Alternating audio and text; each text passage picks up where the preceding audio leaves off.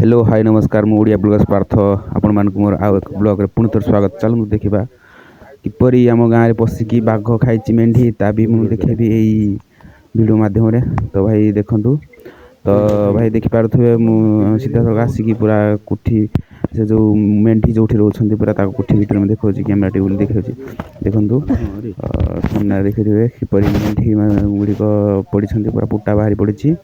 बाघ आसिकी राति पूरा छिन्न भिन्न करके खाई देखु ये हूँ आम गाँव दृश्य जहाँकि गाँव नाँटी गोवर्धनपुर गाँटी कंसरा पंचायत हिंदल ब्लॉक रहिबो।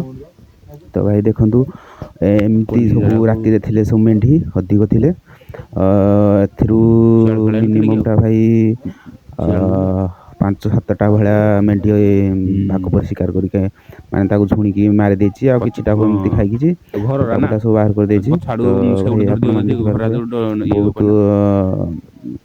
कदर्यर सह मारी तो देखु तो आपण देखिले जे किपरि मेंढी गुड़िक अच्छा अवस्था ता भी देखि पारुथबे।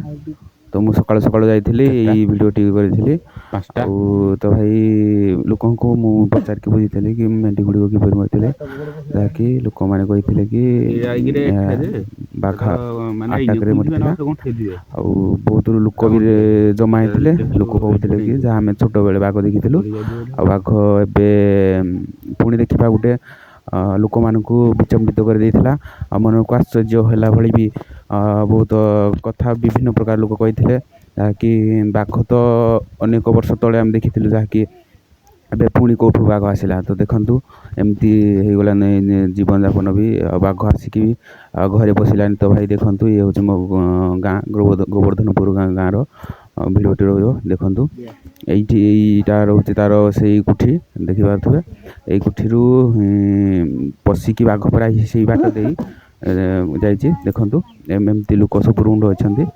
तो आपण मैंने देखिए देख सब यहाँ पूरा बाघर मड़ा देखो केते बड़ मड़ा पड़ी।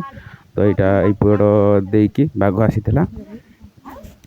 चलते देखी देखु यहाँ सब लोक एमती आसती लोक जमा लोक मत अनुसार मुझे डाटा संग्रह कल लोक कही कि बहुत वर्ष तले जहाँकि आम बाघ देखीलु ये बाघ आसवा तो एमती संभव नुहे।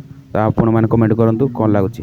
तो भाई मुझे कहबी यहाँ तो बाघ मारी। तो भाई जदि भिडियोटी को आपण पाँच अति मात्रा शेयर करूँ कि समस्ते जमी सचेतन हो पारे। भिडियोटी को ये नमस्कार।